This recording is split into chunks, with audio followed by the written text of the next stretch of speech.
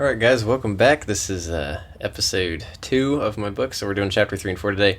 This is not the first time that I've recorded this. I just did a whole 30-minute reading, and once I was starting to post the video on YouTube, I realized I did not have my mic on the entire time. So I'm rereading this for the second time, so here we go. Alright, goodness. Chapter 3, Dragon Night. Atten and I awoke early, the chill of the morning air clinging to our skin as we prepared to embark on the next leg of our journey. The sky was painted in soft hues of orange and pink, the sun just beginning to peek over the horizon. We moved in silence for a while, the only sounds being the crunch of our boots against the dirt path and the distant chirping of birds greeting the new day. "This path seems endless," Atten finally said, breaking the quiet. He adjusted the strap of his pack slung over his shoulder. "How much farther until we reach Rendor?" "A few days if we keep a steady pace," I replied, my eyes scanning on the horizon. "The terrain will get tougher as we approach the northern hills." We passed through a meadow carpeted with wildflowers, vivid yellows, purples, and whites swaying gently in the breeze. The air smelled of fresh earth and blooming life, a stark contrast to the charred remains of my memories of Rendor. A small creek babbled nearby, its crystal clear water reflecting the sunlight like shards of glass. Atten knelt by the stream and cupped his hands, scooping water to drink. "This place is beautiful," he said, looking at me. "Hard to believe we're heading toward ruins." "It wasn't always ruins," I muttered, the words barely escaping my lips. I crouched beside him, letting the cool water flow over my hands. "Rendor was lively once. My home." Atten's expression softened. "Do you miss it?"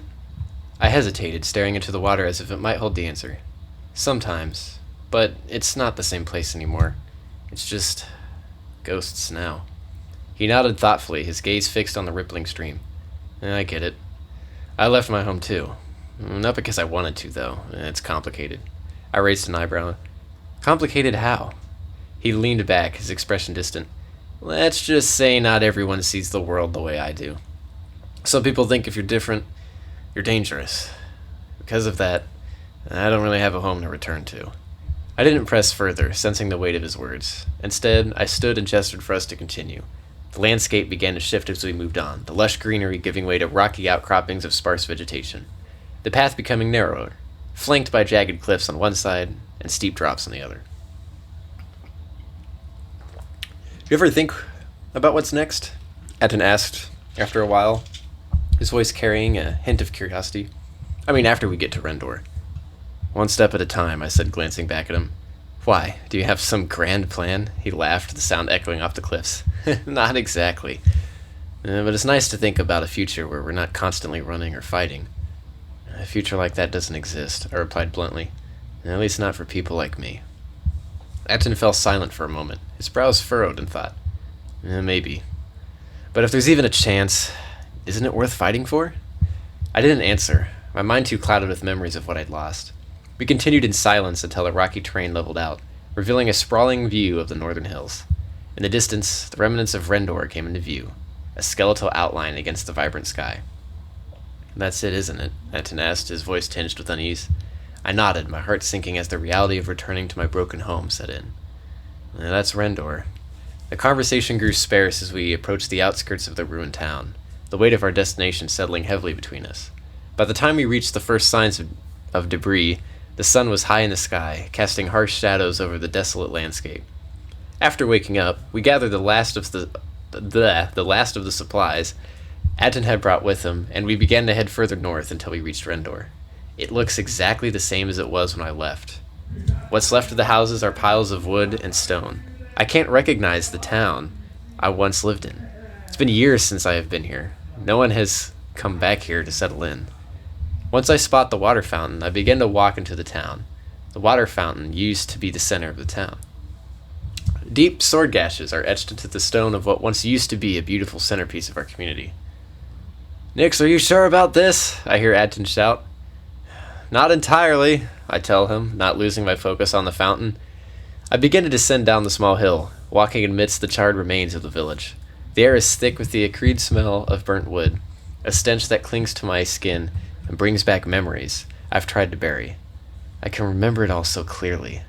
The soldiers marching in with relentless precision, their armor glinting under the midday sun.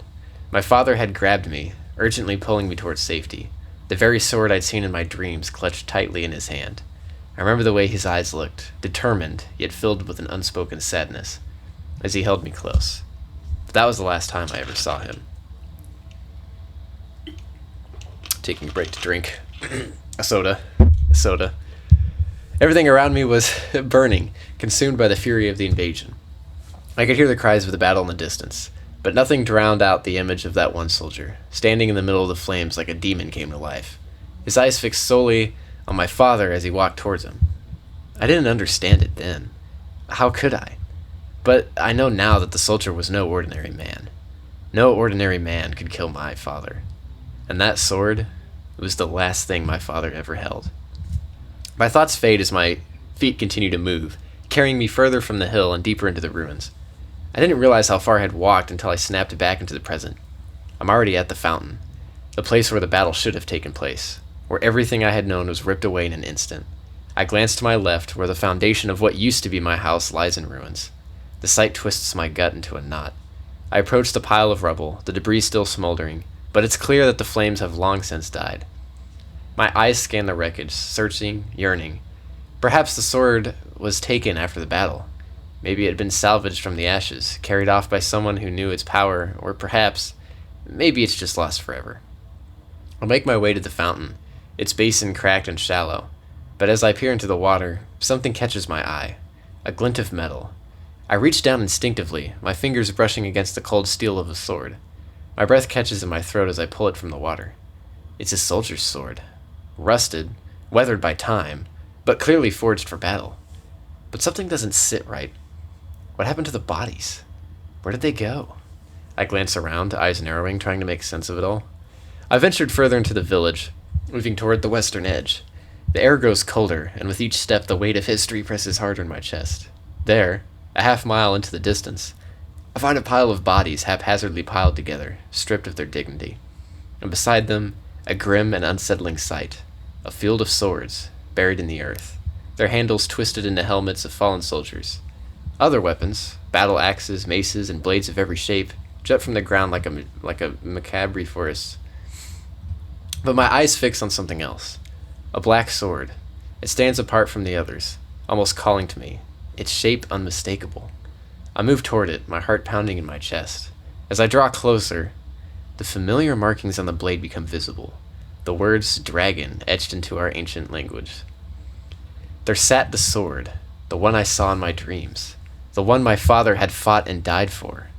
My hand shakes as I reach for it, and as soon as my fingers grip the hilt, a surge of energy pulses through me. The blade hums, and a strange purple glow envelops it. In an instant, memories flood my mind, so vivid and overwhelming that they nearly knock me to my knees. The vision takes me back to the battlefield, back to my father. A soldier stands before him, encased in black armor. Fire flickers from the seams of the armor, casting an eerie glow over his figure. He holds a sword, orange in hue, and it crackles with dangerous energy.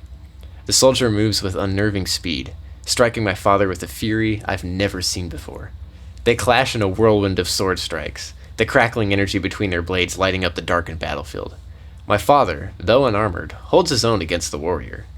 His strikes are precise, calculated, but even he is starting to show signs of wear. He kicks the soldier back, swinging his sword towards the soldier's head, but the soldier blocks it effortlessly, rolling over my father's back to launch another attack. They fight on, the battle between them a blur of rapid, vicious strikes. My father lands a blow that breaks the soldier's mask, revealing a face twisted in fury. A face that is not human. A face that is something else entirely. A halation. I see now the demon that had killed my father. "You are an excellent fighter," the halation sneers. "Such a shame that I have to kill you." My father's response is defiant. "You may find that task to be extremely difficult. I am the king of the ancient order of Dragon Knights, and I have been trained to fight people like you." The halation laughs, a sound that sends a chill down my spine. "You have not been trained enough to deal with the likes of me, I'm afraid." My father goes for another strike, but the halation blocks it, and a swirl of flames erupt around him, engulfing my father. I hear his scream, but it's cut short as the halation drives his sword into my father's chest, piercing him clean through. The image of my father's face, pale and unseeing, is burned into my memory. I snap back to reality, my breath ragged. The sword falls from my hand, the purple glow fading as the blade returns to its inky black state. The weight of what I just relived presses heavily on me. The rage, the sorrow, the need for vengeance, it's all consuming, but I am not the child I once was. I am the last Dragon Knight. I will avenge my father, and I will avenge my brother. With newfound resolve, I pick up the sword again. The weight feels familiar in my hands, grounding me in the moment. My fingers brush the hilt, the energy crackling slightly beneath my touch. I sheath it, using one of the dead soldier's sheaths and fastening it securely to my waist. I can't afford to be distracted. I need to head back. I need to face Adton. I make my way back up the hill, the familiar sight of Adton sitting at its crest, greeting me. He stands as I approach, his gaze uncertain, questioning. "You came back here for that sword?" he asks, his voice filled with confusion. I rest my hand on the hilt, a quiet determination in my voice. "Yes." Adton looks out towards the horizon, where the sun begins to dip, painting the sky with reds and oranges. "So what's our next plan?" I hesitate. The weight of what I just discovered hangs heavily on my mind. "The plan is for you to leave."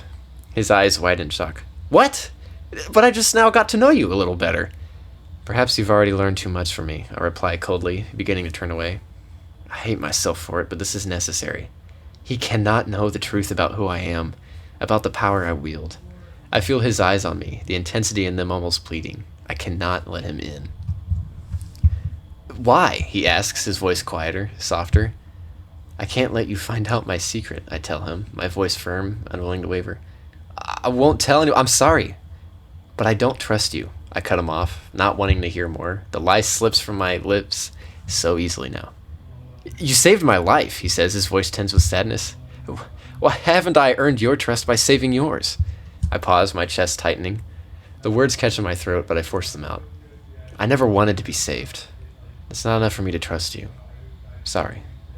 I walk farther away. My mind a whirl of conflicted emotions, but I cannot stop now. I cannot afford to trust anyone. But then his voice follows me, calm but insistent. "I have a secret too, but I need you to come with me." I stop in my tracks, my heart pounding in my chest. "Where will you take me?" I ask, my tone sharp, demanding. "I'll take you to Hivlon," he says, his voice serious, even desperate. "There is something I can't do alone, and you're the only person I can trust to help me."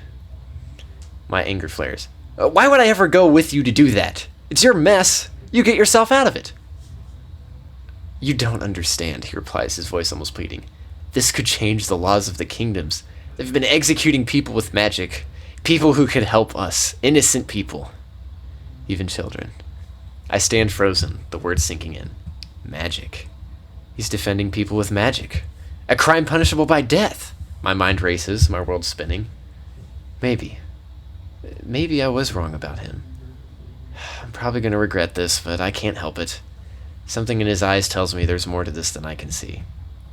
"Fine," I say, my voice low. "I'll go with you. But after that, we go our separate ways. Deal?" He reaches out, gently taking my hand, shaking it with a sense of finality. His touch is warm, his hand smooth, and I can feel the electricity in the air between us. My fingers tingle as if I've just touched something far more dangerous than I ever imagined. "Deal," he says, his eyes brighter now, filled with something almost like relief.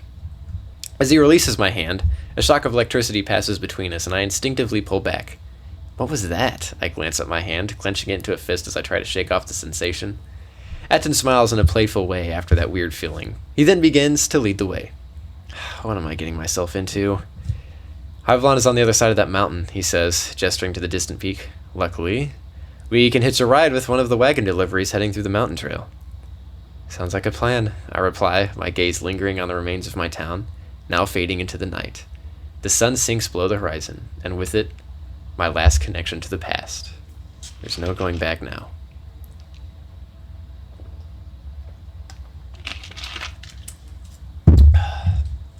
Chapter 4. The Favor. We arrived at the mountain trail with no issues. The trail does look pretty beautiful. The smell of fresh plants and the sound of the wind blowing on the tree leaves gives the area a nice aesthetic. A few leaves fall off the trees and flutter towards the ground. As my eyes follow the falling leaves, I see a squirrel sitting on a tree branch staring at Adton and I. Seems like there aren't many wagons traveling through here. Well, guess we will have to walk, Atten says, looking down at the trail leading between the two small mountains. Yeah, I kind of figured he wouldn't be that lucky, I tell Atten as he begins to walk forwards. This place looks peaceful. I've never been on this trail before. I wonder how Atten found out about this. You said that this is commonly used for wagon deliveries? I asked Atten. Yeah, I guess you could say that. Not many people know about this route, since the trail ends before it connects to the main road entering the Hyvelon. This is actually a smuggler's route, Atten explains to me while slowing down his walking pace to match mine. A smuggler's route? Yeah, figures you would know something about like this. Do you use this route for anything? I ask him, trying to figure out more about him while still being a little cautious around him. I haven't used this trail for anything until now. I know some people that do use this, though. I have learned a lot of things from many people, Atten says in a more serious tone than usual. Looking at our surroundings, I notice we have made it further into the mountain trail, as the trees begin to become less common and more rocks begin to show up. The peaceful sounds begin to fade away as we leave the forested area. I never had many people I could count on. I've always been more of a lone wolf type of guy. I've been in the background of many events. I just wish sometimes people would recognize all I have done for them, Atten says, looking at me with a smiling expression, though in his eyes I see a brief glimmer of sadness. I do appreciate all you have done for me, Atten. In a way, I know how you feel. I have been alone for many years. No one has ever really cared about me, because in their eyes, I'm just another person. As I say this to Atten, I feel a slight sense of empathy towards them. Before I talk to him again, a sound echoes behind us, the sound of hooves. I turn around to see a horse pulling a cart that is covered by some animal skin. The horse rider pulls out a sword and stops where we are standing. In the distance, more horse riders come into view. This isn't good, though it's what we get for using a smuggler's route. What are you two doing? Don't you know what this trail is used for? You must be some mercenaries from the kingdom of Hyvelon sent to stop us, the horse rider with the sword says. The rest of the horse riders show up and encircle us. Each of them are wearing a red bandana. On their hands is a tattoo of a V. I can assure you we are not here to stop you. Luckily, I happen to notice that you are members of the Vendetta clan. I would like to speak to your captain, Atten says in a calm voice despite the situation. In the crowd of horses and their riders, one voice speaks up. I hear a familiar voice. A voice that I remember very well, the mysterious person says in a strange accent. Suddenly, the man emerges from the crowd, and he is a shorter fellow, with a bit of a gut, a beard, and a few dreads in his hair. He wears a bandana and has a few golden teeth. These are pirates. Captain Vaughn, how long has it been? 2, 3 years? Atten says in a rather happy voice, leaning into a less aggressive stance. How could I forget you? You helped me on my quest. Because of you, I was able to get lots of spice. And with spice comes profit. You know I like the smell of profit, the captain says, giving a hand signal to call off the attack. I see you're in a good mood today. I imagine you are just coming back from a successful raid, Atten says, trying to match the captain's accent. You know me too well, my friend. I see you have finally gotten yourself a woman. I'm honestly a bit surprised you scored someone this fine-looking, the captain says, leaning closer to me. I wouldn't push your luck, pirate, I snapped at him, beginning to put my hand on my sword. Quite a feisty one as well, the captain says, stepping backwards. She isn't mine. I'm just helping repay a favor I owe her. Speaking of favors, I was hoping you could help me out, since you do owe me one, Atten tells the captain. What sort of trouble are you brewing, my old friend? You are a bold one, I'll give you that, Atten. The audacity to ask a pirate to repay a favor. Given that I'm in a good mood, and that you did help me all of those years ago, I'm willing to accept your offer, the pirate says, walking in a circle. So, what is it you need from me? First a ride, then I need a way into Hyvelon. Then thirdly, I just need a few coins. A ride I can do, but getting into Hyvelon is a rather risky operation, especially for my business. If you want me to get you into Hyvelon, you're going to have to forego that coin, the captain says in a calmer tone. You got yourself a deal, Atten says, shaking the pirate's hand. Then a little red fox emerges from the crowd and climbs onto the pirate's shoulder just as the pirate shakes Atten's hand. The fox is wearing an eye patch, and it is smiling as it looks at Atten. You can't be serious. I walk over to Atten and whisper into his ear, Are you crazy? These are pirates we're dealing with. I quietly yell in his ear. Relax, I know Captain Vaughn very well. Just be glad he's in a good mood today, Atten says, walking over to the cart. Alright everybody, let's load up. We are already a bit behind schedule. Come. Once we drop off these two, we will have a few drinks to celebrate the victory, Captain Vaughn says as he disappears back into the crowd. Atten hops onto the cart and sits on it. He outstretches his hand to help me up. Defyingly, I get on by myself without using his hand. I hope he's right about these guys. The pirates then get back onto the horses and we begin to head down the mountain trail. While sitting on top of the cart, I notice that we are sitting on top of barrels. I lean over to grab the edge of the animal skin and pull it up. I faintly see the wood of the barrel and I get a whiff of a very familiar smell. Gunpowder. I would be careful digging around a pirate's belongings, Atten says to me. After a few hours of traveling, the captain then rides up next to us and begins to discuss how he will get us into Hyvelon. Once we hit the main road into the kingdom, we will have to drop you off, the captain says while controlling his horse. I thought you said you would get us into Hyvelon, I asked the pirate in an aggressive voice. I will get you into Hyvelon, but this task is going to require you to follow my lead. We will drop you off near the main entrance. We will be used as a distraction. While they are busy dealing with us pirates, you two can easily slip through the front gate. Provided we don't get spotted before getting there, Captain Vaughn says. That's your plan? Right there, drop us off, hope they don't spot us on the way there, and then just walk through the front gate? The front gate of Hyvelon, Atten says in a rather concerned voice. Have faith, my friend. Kingdoms are more concerned about pirates than two random people walking into their kingdom, the captain says. Yeah. Two people couldn't possibly be a worse threat than pirates, Atten says while smiling. That look concerns me, Captain Vaughn says while looking at Atten. Oh, I'm sure you'll hear about it, Atten says while smiling at the captain. Why did I go with this idiot? We quickly begin to move out of the mountains. The trail then ends and we start moving through the small clearing of trees. In no time, we reach the open wilderness. Off to our right, I see the massive kingdom. Hyvelon is considered to be the second smallest of the 6 kingdoms, but it still looks massive. We are roughly 2 miles away from the outermost wall, and we are currently in the outer villages and farmlands of the kingdom. Hyvelon's wooden architecture mixes with the stone bricks. Every kingdom I have been to has had different themes. This kingdom definitely has the most common and simple theme compared to the other kingdoms. Okay, this is where we are dropping you off. As soon as the sun touches the horizon, as soon as the sun touches the horizon is when we will be at the front gate. It's on you guys to make it there. Once we start talking to the guards, sneak in. You will have roughly 15 minutes before the sun dips below the horizon. Once the sun has set, we will ride off. You guys got it? The captain tells us while signaling most of his men to head home. Yes, I tell the captain while looking at Atten. We then step onto the solid ground and begin to run towards the kingdom. The warm air of the day is starting to become a little cooler. I look up at the sky to see the orange tint begin to hit the clouds. Purples, pinks, and reds start to fill the sky. I turn around to see the sun turning a darker yellow as it begins to set on the horizon.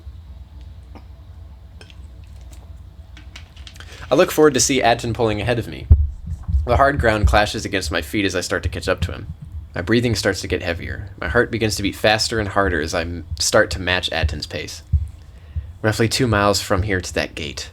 We don't have long. Roughly 15 minutes to run 2 miles.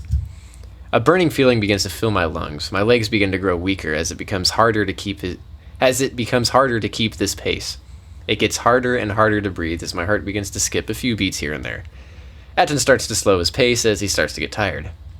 After a few minutes of running, Atten speaks. We're about a quarter of the way there. We have roughly 10 minutes to get there. I look back to see if I can spot the pirates, but they are nowhere in sight. Behind us, I can see some of the farmhouses we passed while running. We kept close to the crop field so we could lower the chance of them spotting us. I look to my right and see a small forested area. For a fraction of a second, I see something white glowing in the shadows of the trees. I briefly slow down to take a closer look. I squint to see if I can make it out. 2 white dots shine through the shadowy area of the forest. Next, we have to hurry, Atten yells as he turns around and looks at me. I turn to look at Atten, briefly stopping to catch his breath. I then look back to the forested area to see the dots are gone. Then a shiver goes down my spine. Were those eyes? Next, we have to keep going, Atten says. Right, I tell him once I catch my breath. After 10 minutes of straight running, we get close to the front gate. We both stop running and collapse to the ground. My heart then starts pounding really hard. It beats way out of rhythm, and I begin to black out as my heart thuds hard one time and briefly stops for a few seconds. Then it starts beating like normal as my vision starts coming back. What the hell was that? We made it with roughly 3 minutes to spare, Atten says. Yeah, I say while looking back at where we just ran. What was that back there? Your leg healed pretty well if you're able to run 2 miles in 15 minutes, Atten says in a surprised manner. What? I say, looking down at my leg. Interesting, Atten says while turning away to look at the gate. He knows now. He has to know now.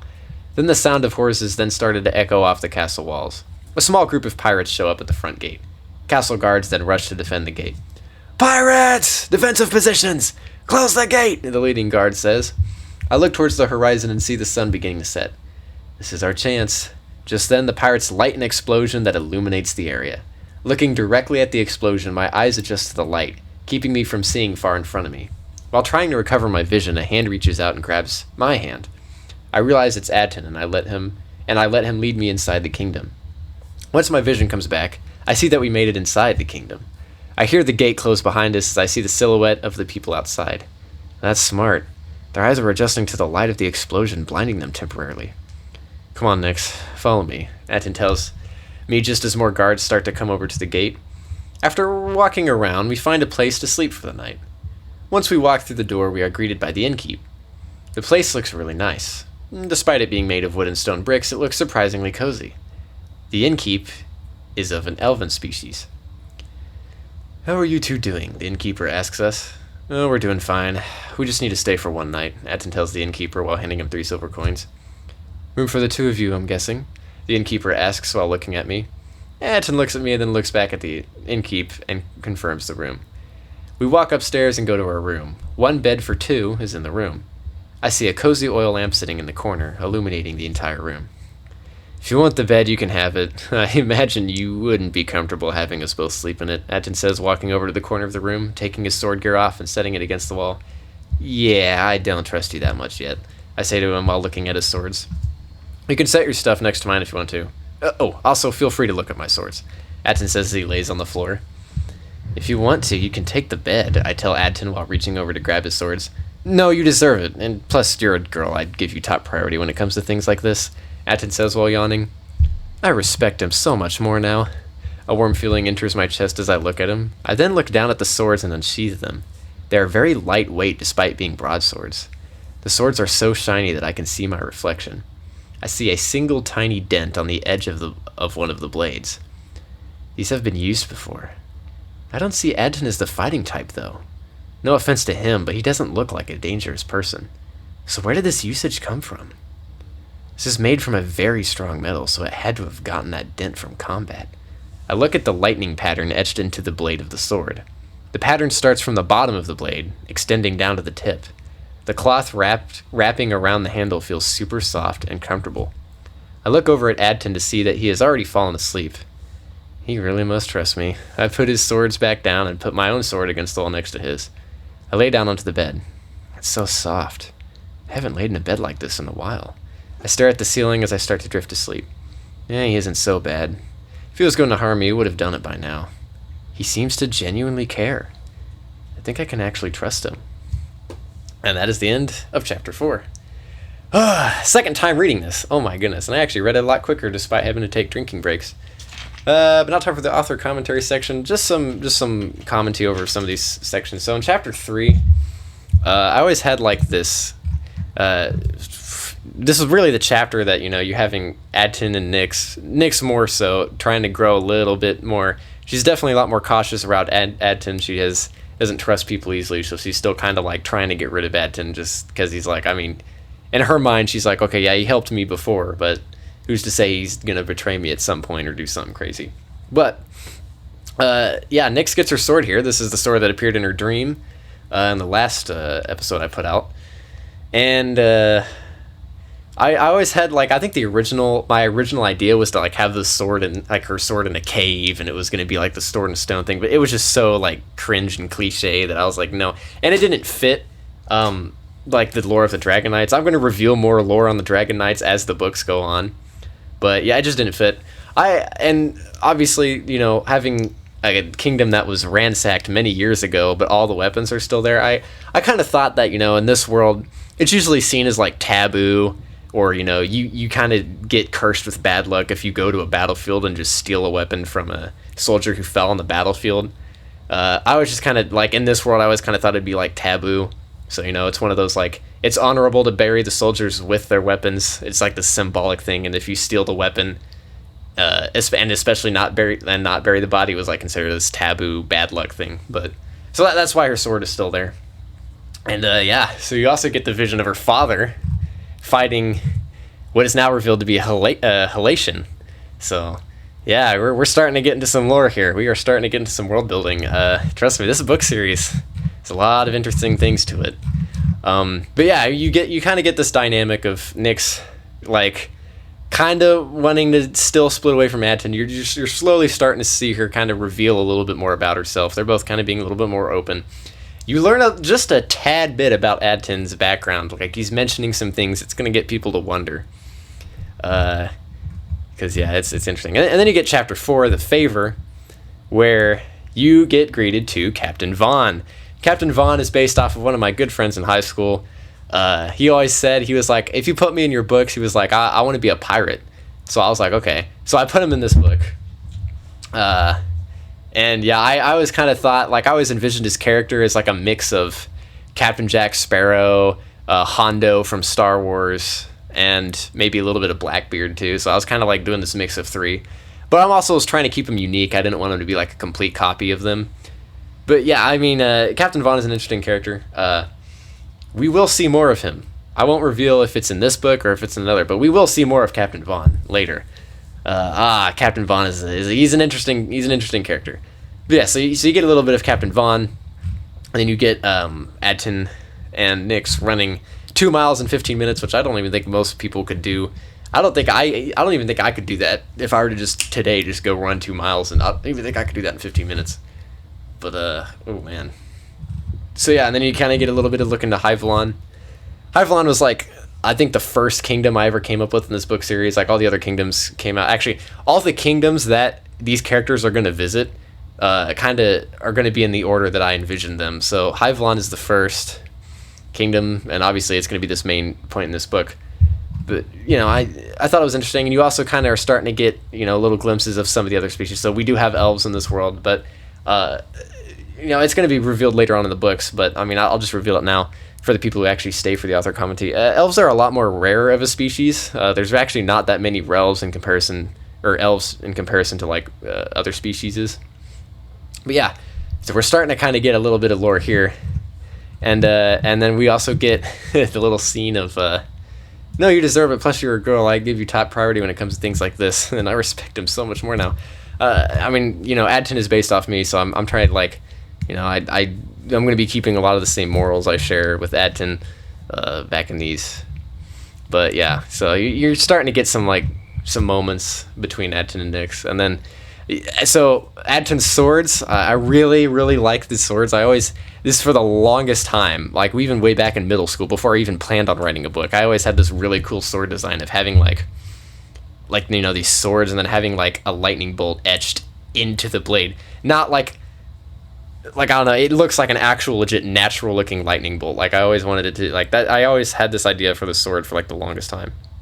And don't ask me which sword is my favorite, if it's between Nyx's or Adton's, because I do really like Nyx's sword. Nyx's sword, if you haven't already noticed, most of the time it's like this really, really like pitch black color. But when Nyx held the blade and saw the memories of her father, it glowed this like purple glow. So her sword is really cool as well. We're going to see more of that later on. But yeah, so I mean, this is the end of chapter 3 and 4. Just let me know. Yeah, I mean, I'm kind of curious. Who do you like more, Adton or Nyx? Where do you think the story's going to go? What do you like about the story so far? Also, any things I need to fix, because, again, this is the beta version. I'm still going through and editing things. I'm already noticing a few things I have to go through and change. But, yeah, just let me know. In 2 weeks, I'll be ready to post chapters 5 and 6, and I'm actually not going to scroll down far enough for you to read some ahead like I did last time. But yeah, just let me know. Leave a comment down below. I'm gonna be reading all the comments I get here. So yeah, hopefully you guys are having a nice day. So yeah, this is the second take, because the first time I did this and I didn't have my microphone on. So it is what it is. But yeah, see you guys in 2 weeks whenever I read chapters 5 and 6, which are some of my favorite chapters in my book. So see you later.